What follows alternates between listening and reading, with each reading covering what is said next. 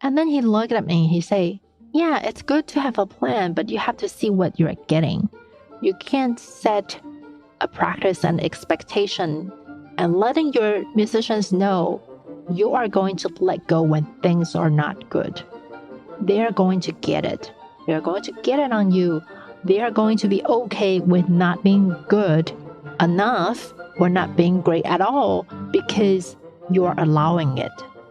You can't set an example of leaving the rehearsal when things are not working. And you don't even try to fix it. You are just letting go. You can't.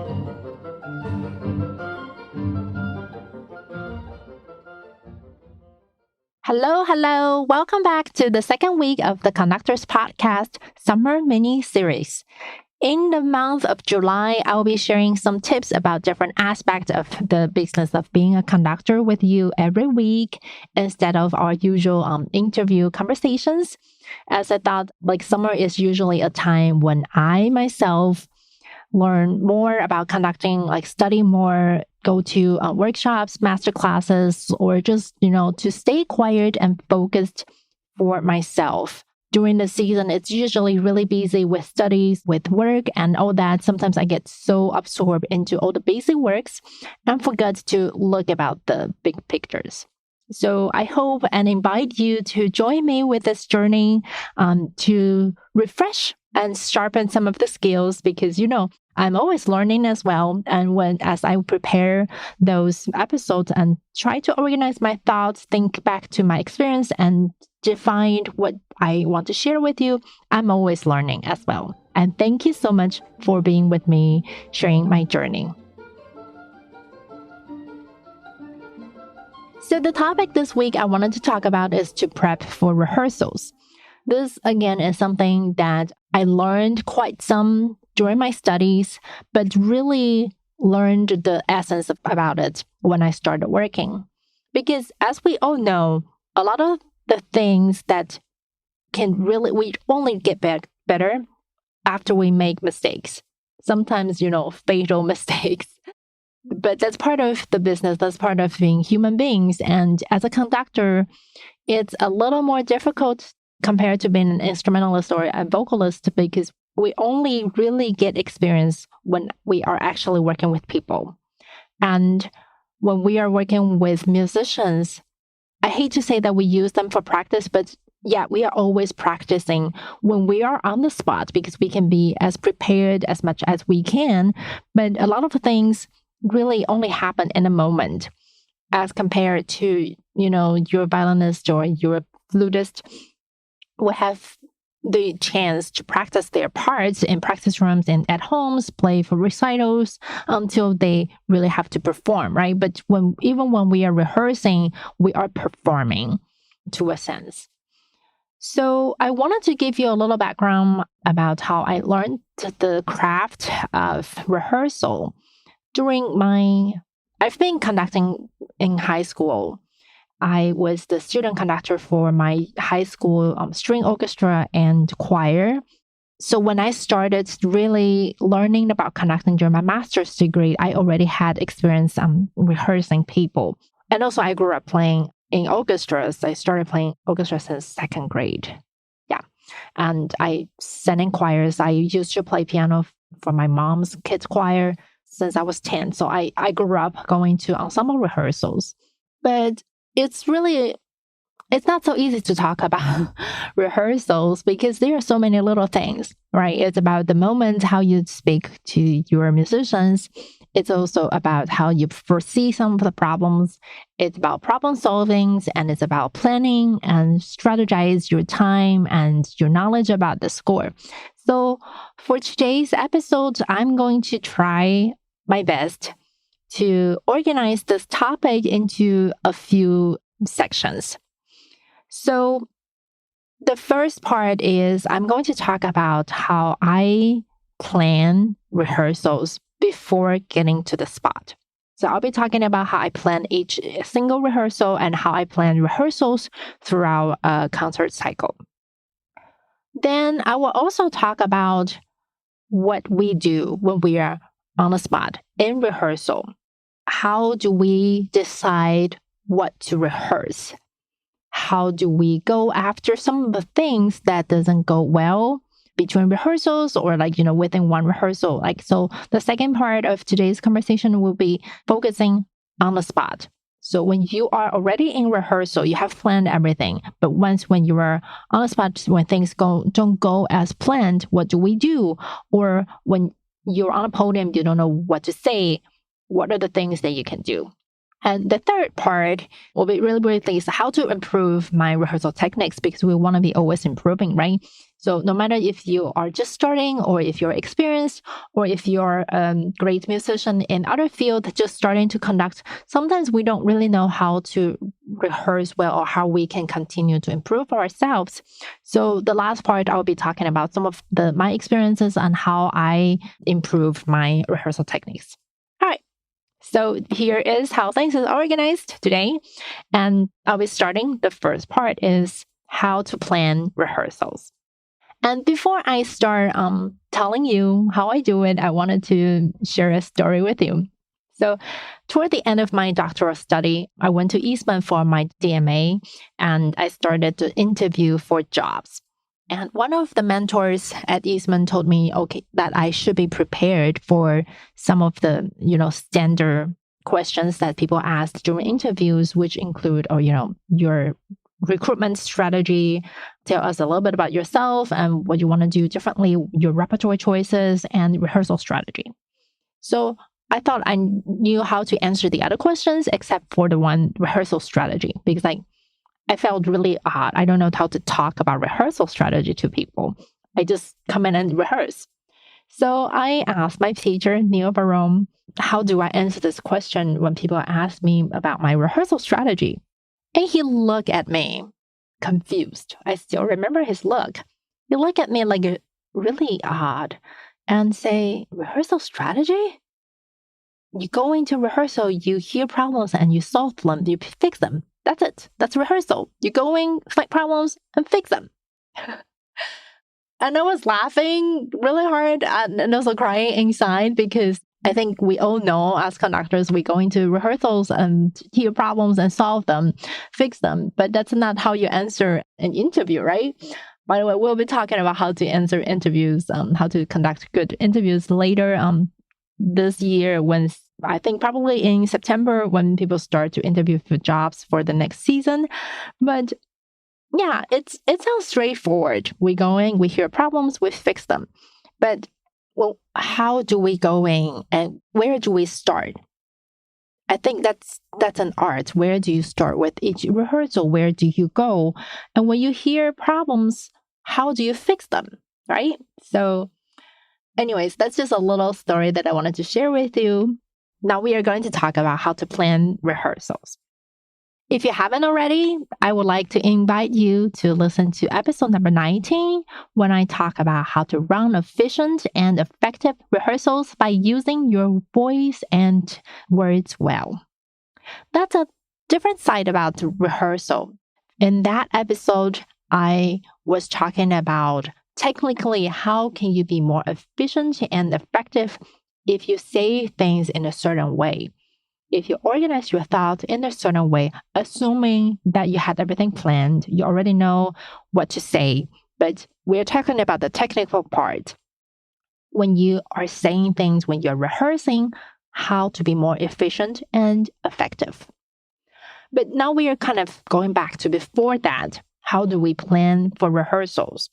And during that episode, I shared something with you that's a sandwich technique. I will be talking about that in a second too. But I think the most important thing when we are planning rehearsals is to understand what are the rehearsal goals. What are we trying to achieve? For a very long time, my rehearsal goals is to improve the ensemble and myself better and better until the day when we have to perform. And I want to make sure that the performance is, if not the best, like as good as we can be for the ensemble and for myself. So I focused very much on improving the musical side of the performance. And I wanted to invite you, if you haven't already, and if you missed it, to listen to my conversation with my friend Tiani Lu in episode number 34. I will also link that in the show notes, don't worry. When she talked about her journey into mindfulness and well-being on the podium and how the pandemic taught her to shift her focus from preparing for a great concert to taking care of everyone's mental health and give them a great musical experience through the course. That was really a life-changing conversation for me. So I wanted to invite you to listen to it if you missed it. And it's episode number 34. But anyways, coming back to our topic today. When we are planning, we need to know what we want to achieve, right? If we know where we're going, then we can see how we can get there. And then we can measure if we are taking steps and actions toward that goal. So if you know you're going from California to New York, you need to go, you're going to New York. Or if you're going to Orlando, or if you're going to Canada, Toronto, you need to know where you are going. Then you can plan the route going there. You can make it detour. I see from California to Toronto, I want to visit Yellowstone Park, or I want to see this place. I want to go hiking. Then you can plan different things, but you need to know where you're going first.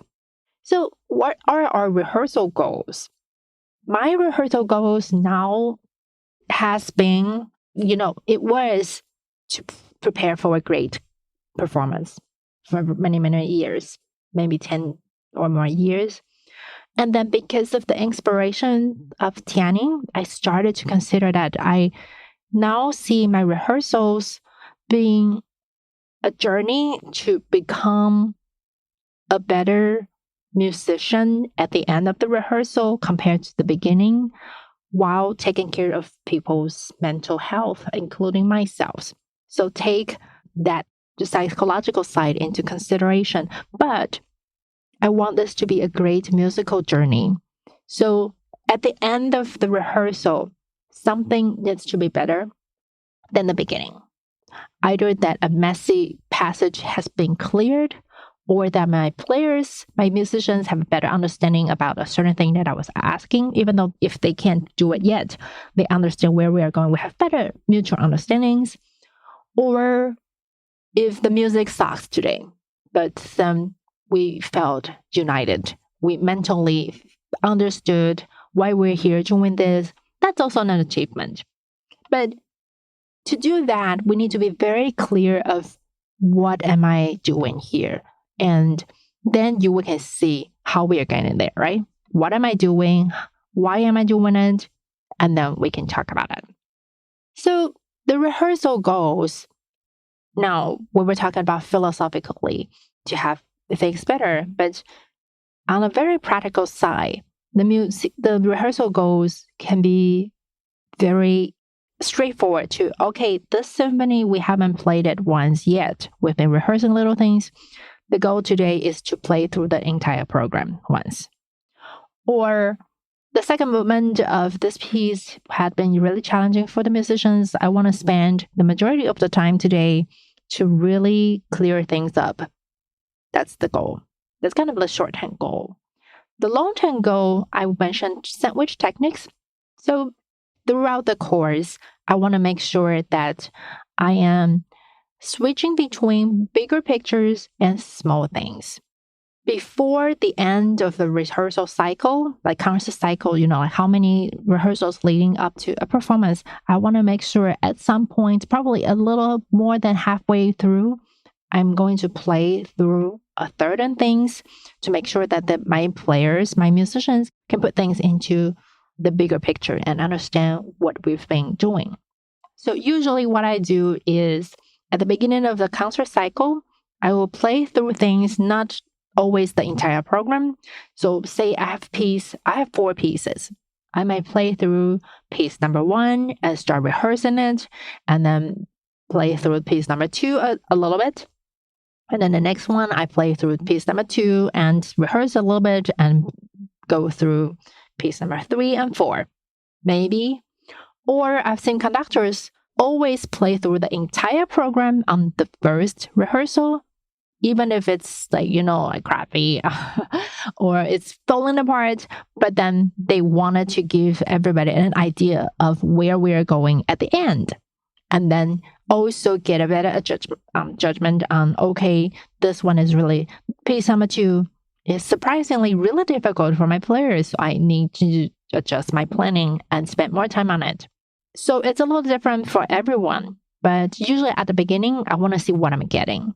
So plan A is maybe to play through everything on the first 2 rehearsals to get an idea of what I'm getting, then plan things ahead of time.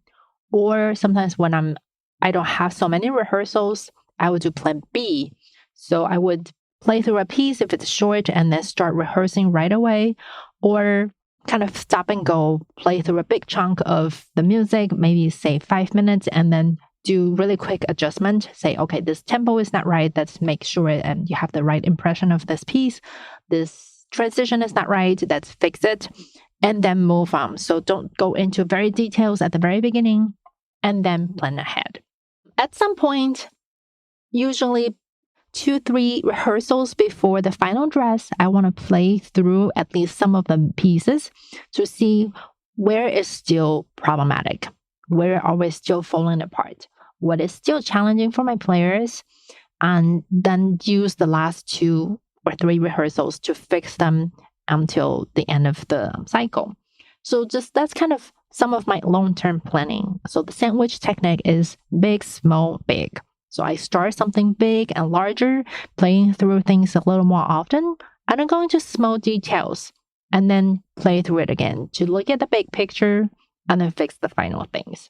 Another thing to consider when we are talking about, like the long-term goals over this concert cycle is how much does your player retain between rehearsals? What's your rehearsal interval? For a lot of the community ensembles, like the church choir, the community band or orchestra, or even schools, they meet once a week. So a lot of times what you have rehearsed will be lost in this busy week when your players are doing other things. So be prepared and don't be discouraged to come back and revisit some of the problems, because over time, even though you only see them once a week, they still get better. Like if they are just 0.1% better every time, by rehearsal 16, if you have like a long-term rehearsal cycle, or, even by rehearsal number 5, it would get better than the rehearsal 1. So that's about kind of what my long-term thinkings are. And I used to plan out the entire rehearsal cycle because when I was a student, I had really, really limited rehearsal time given to my teacher. When the teacher allows you to conduct one piece on a concert or even half of the program, you're still kind of always sharing with others. But even if you're not sharing with others, rehearsal time is precious, right? We know that. It's really hard for people to get together to rehearse something together. So we want to make sure that we're focusing on things that can be solved individually. That's something I'll be talking about more in the second half when I'm speaking about what we rehearse, what we actually correct, and how we fix them in the second part. But in our planning, I used to really write down what I want to do, what I want to achieve each single rehearsal, and I plan them down to minutes. So I say, okay, I have only 3 rehearsals. That's a total of how many minutes? And I have so many minutes of music. Say I have 40 minutes of music, but I have 120 minutes rehearsal times 3. So I want to make sure that in the course of these 3 rehearsals, everything is worked out. So I would say, okay, I want a piece. The first piece, 20 minutes. The second piece, 30 minutes. The next one, okay, for this rehearsal, I really need to rehearse this thing. For next rehearsal, I really need to run through, and I stick to my plans religiously because I have very, very limited time, I've thought, and I only get those players for just a little bit. So I want to make sure everything is planned ahead and I'm really, really following because the plan was, really well thought and really carefully planned. And this changed again with my dear teacher, Neil Harom at Eastman. So during my second year of DMA study, I had to jump in to conduct Prokofiev's second violin concerto with a competition winner with the second orchestra. It's called ESO, Eastman School Symphony Orchestra. The scheduled student conductor wasn't me, it was someone else, and I forgot why. I think he had some gigs or something else that he had to leave. So I had to jump in, and we only had 3 or 4 rehearsals to put together this concerto, and it's really hard. Prokofiev is really, really hard. Also, that's the second younger orchestra, so we were really struggling.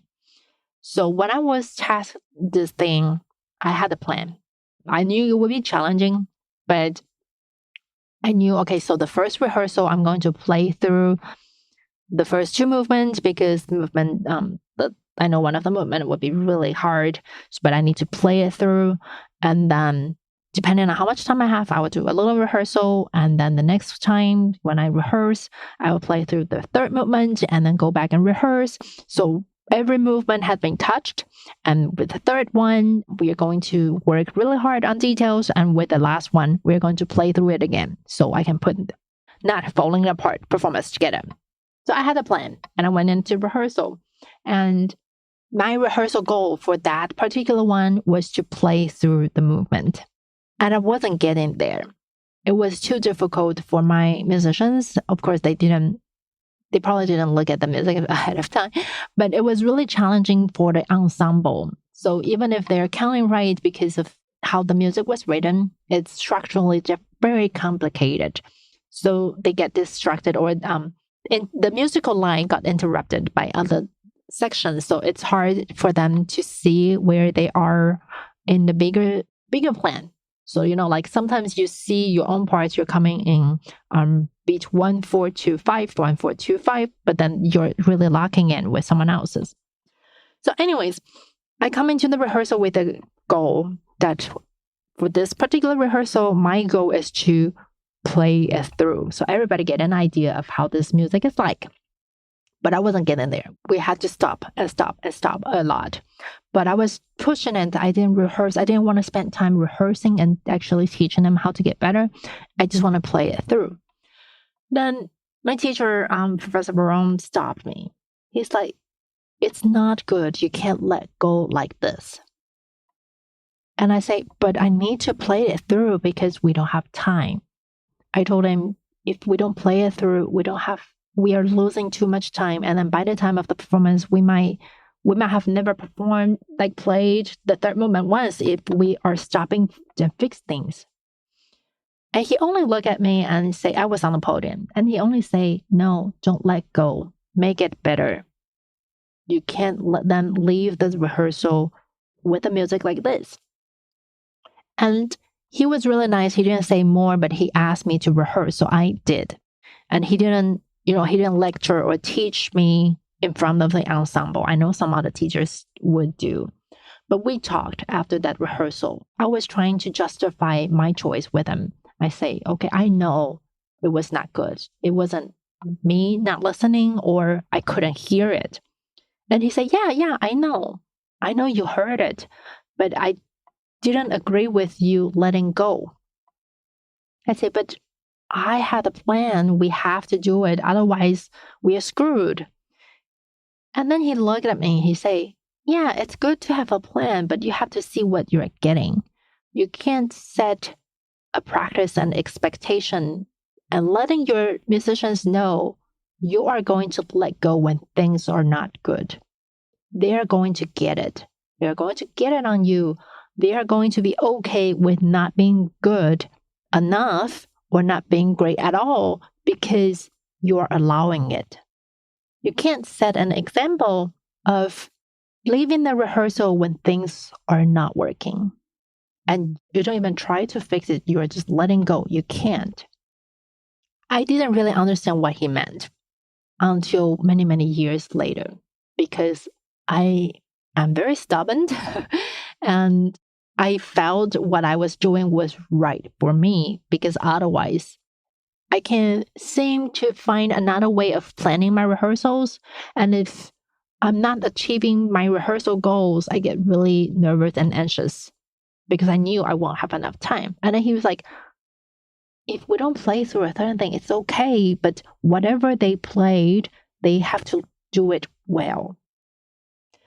I didn't really understand what that means until many, many years later, that after I've been working for years, I've been doing rehearsals a lot. And then one day I realized what he was trying to teach me. Yes, I understood on the surface level that yes, we can't set an example of always letting go or telling your ensembles it's okay not to be great. We're going to let go. That I understood. But later on, I really realized one day that it's much more important that everything you do is done well than doing things just to plow through and have an idea, because even so, you're having a wrong idea.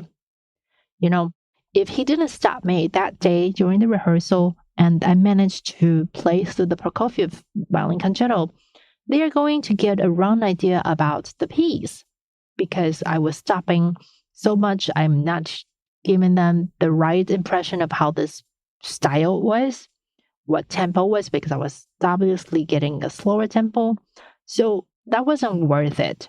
Giving them an impression or an understanding of how I thought I was, telling them how this piece should go. No, I wasn't achieving that at all.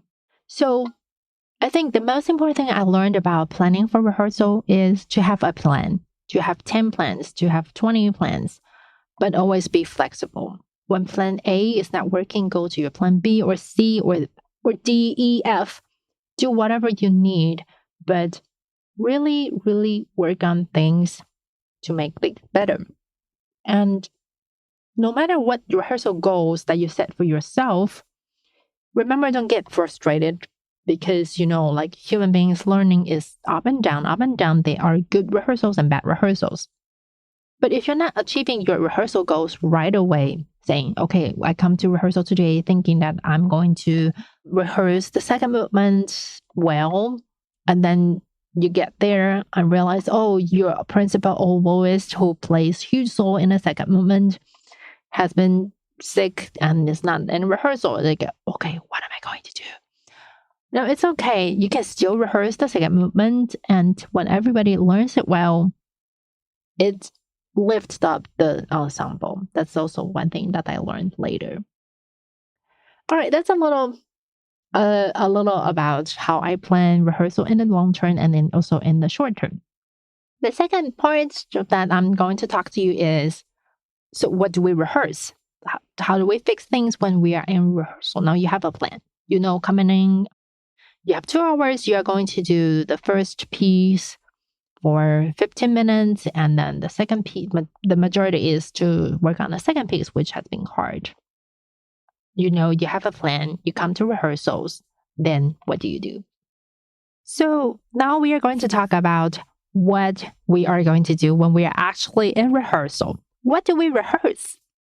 During my master's study at CCM with Professor Mark Gisson, he always say you start with the basics: pitch, rhythm, articulation. You start with pitch and rhythm, and then go to articulation. Unify the articulation. But now I've been working for quite a while. I think it really depends on 2 things. 1, what kind of ensemble you're working with, and 2, what's your rehearsal goal.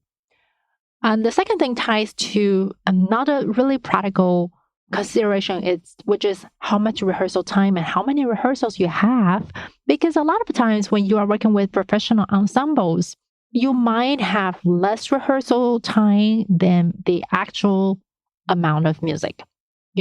Especially with pops or holiday concerts, educational concerts with professional orchestras, you might have one rehearsal 50 minutes for about maybe even 50 to 70 minutes of music, or sometimes it's just 50 minutes rehearsal for 15 minutes of music, which doesn't give you rehearsal time at all. You can only play through it, and you don't have time to come back and fix things. Oh, so that reminds me of one thing that I forgot to mention for the first part of today's episode about planning for rehearsals. When I'm planning each individual rehearsal down to minutes, I like to give myself at least 2 to 2.5 times of time to rehearse that much of music. What does that mean? That means for a 10-minute music, no matter it's a 10-minute piece or for a chunk that is about 10 minutes long, I want to have at least 25 minutes to rehearse it. That gives me enough time to play through or play and stop and then do some work. Not that detailed. Sometimes like when I go into every single detail, I lose the big picture and then like kind of I wear myself and the players like it's not very engaging when I'm doing so. So I want to balance it a little bit. Of course, we want to make sure that we fix as many things as possible, but that's usually what my guideline is. If it's something that I knew is challenging, it's really hard, or it's being a problem, ongoing problem that I want to fix it today. I don't want it to be ongoing problems anymore. I will leave for say 10 minutes. I will probably leave 35 minutes for that. But usually, for a 2-hour rehearsal or, 3-hour rehearsal with a break, we really only have about from 120 to 150 minutes of rehearsal. And how to break that would be also a challenge. And in episode number 19, I talk about the sandwich technique, also for single rehearsals. We go from big, small, and big. You play through a little bit, go to details, and then play through something. And also that applies to something that is a little easier, go to something harder, more challenging, and then start with something that is more manageable. So I won't go in more detail about the sandwich technique today.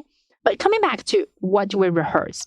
So I was saying, now I think rehearsal priority or what do we say really depends on how many rehearsals you have, how much time, and what type of ensemble that you're working with. If I were working with a professional ensemble, or if I'm under such a time pressure, I have 45 minutes and need to go through 10 different pieces, I go after tempo, transitions, and style. That's the most important thing that a conductor should shape, in my opinion. I also learned it from Professor Johannes Schleffly. She is the head of conductor studies at, I think, Glatz, or he teaches in Vienna, but he's a famous teacher in Europe as well.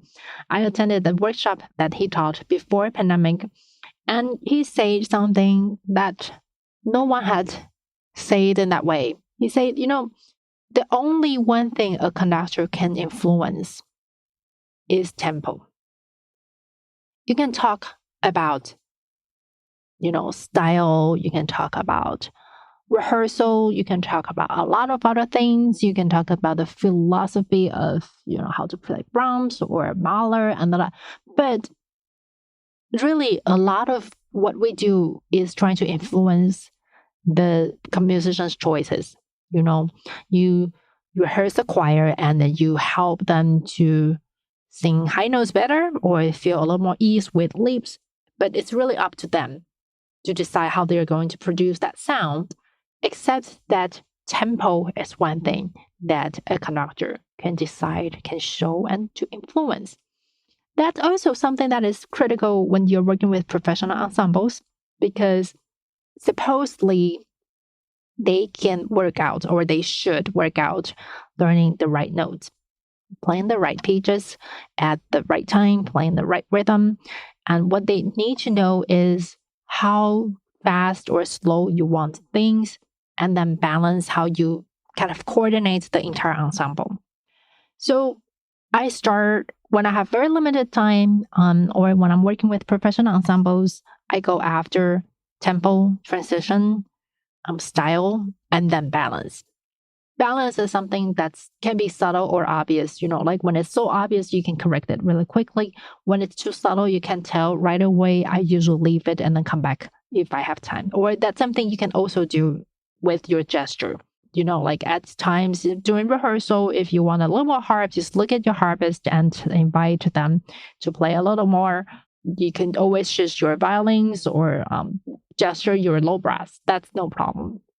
So tempo, transitions, make sure that you are comfortable with the transition and your players understand what you're going after with the transition, and then unify the style. What kind of sound you are going after, what kind of ways. And usually with professional musicians, they can get it pretty quickly as long as you have a clear idea and address it early on. So you don't let them play in their own ways for 5 rehearsals, and then, the one before the concert, you say, oh, by the way, we've been playing this chord too short. Let's play it a little longer.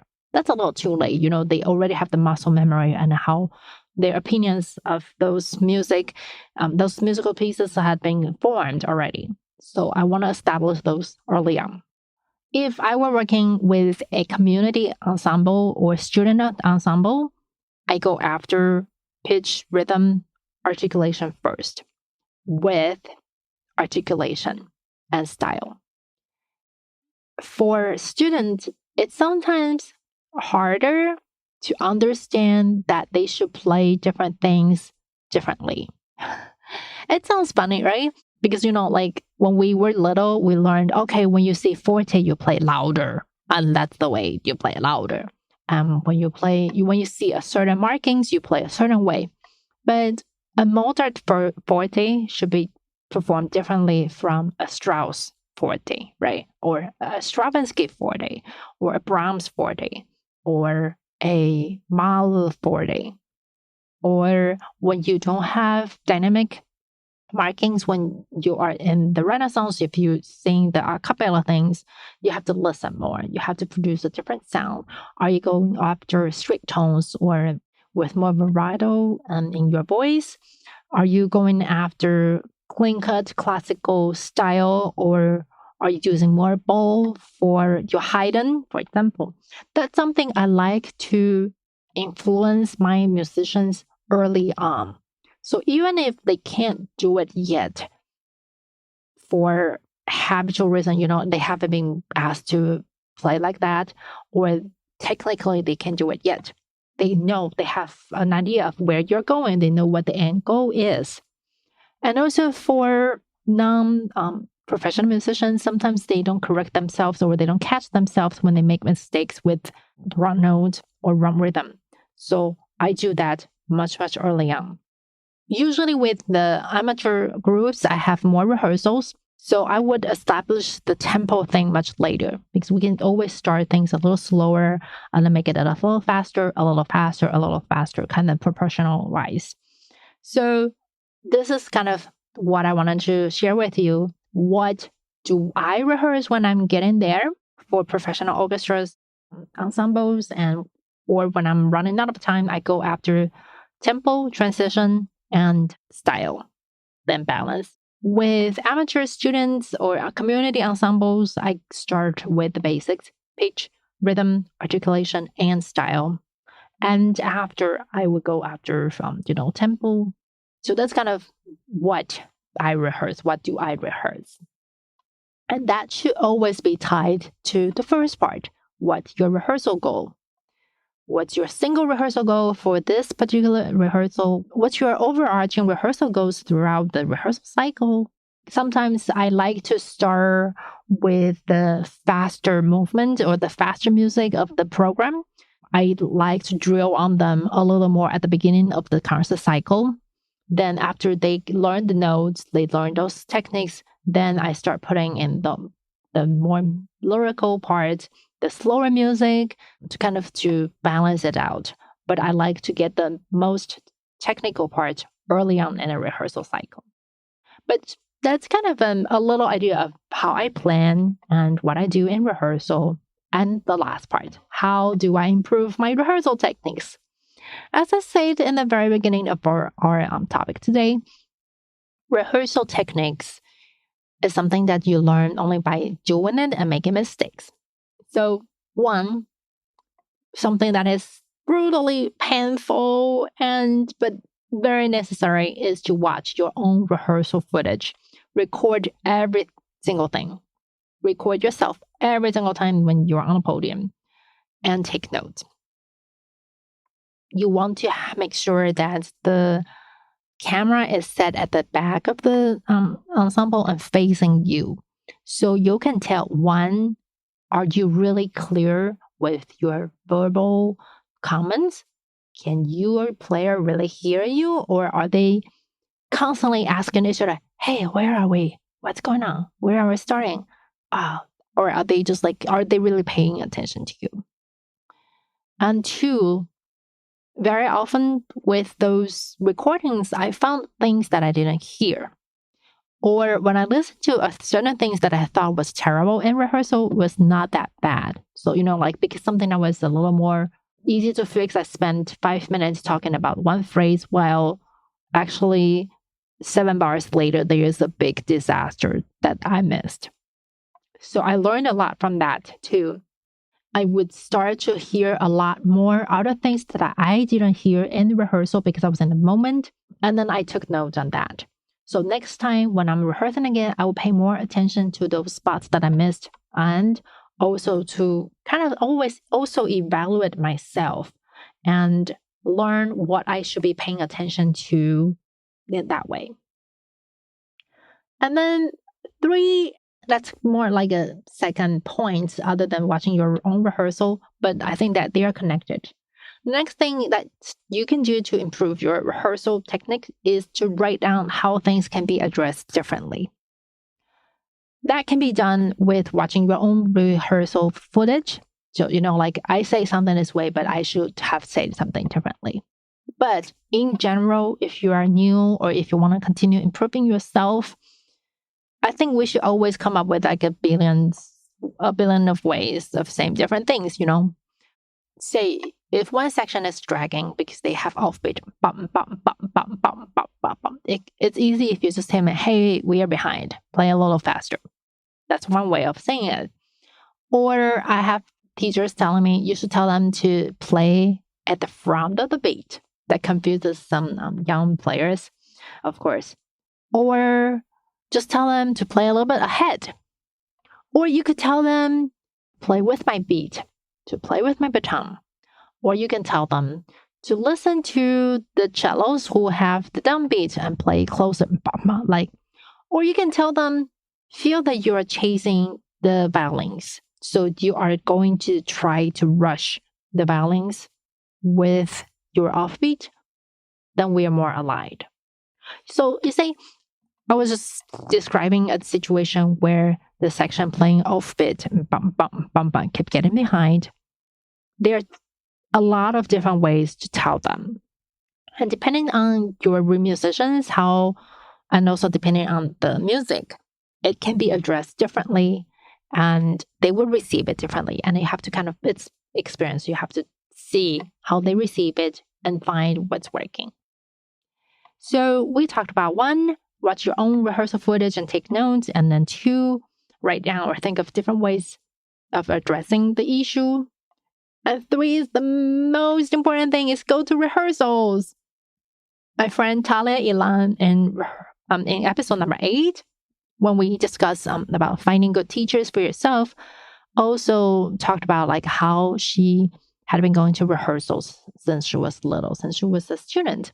And that's also something that you can really learn from others. And going to rehearsals will only be useful if you already know the music. So that's also a way of expanding your repertoire. That's also a great way because you can see how other people practically prepare a piece from inside out instead of just going to concert or watching recordings, then you're only seeing the final product. That's a great way of learning, this passage could be messy or that part can be challenging even for a professional ensemble and how this conductor solves this problem. That's a great way. Going to rehearsals and watch others rehearse will also help your repertoire expansion and also improve your rehearsal techniques.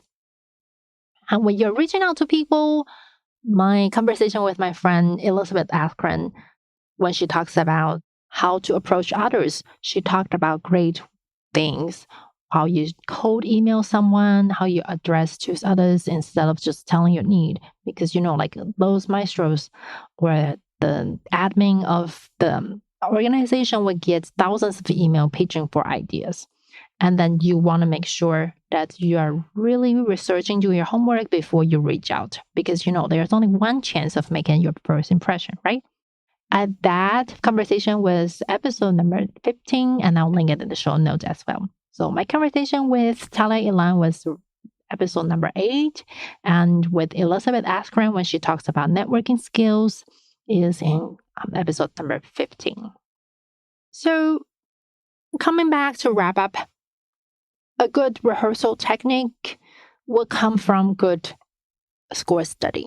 For sure, you need to have good knowledge and deep understanding of the music so you can plan ahead of time. You know what will be challenging, how much time you can predict or estimate that your ensemble will need. And when you're in the spot, because you know the score deeply, you know how this should go, so you can tell what was not right. Either that's a mistake, or that's not the right style, or that's something that's also an option of interpreting this piece, but it's different from your view. So improving your rehearsal techniques should really come back to your score study. And that's something we'll talk about later in this month. But that's just to wrap up. And I hope you are finding some useful information in this episode and also enjoying this summer mini series. I will see you again next week at the same time, same place. Bye for now and take care.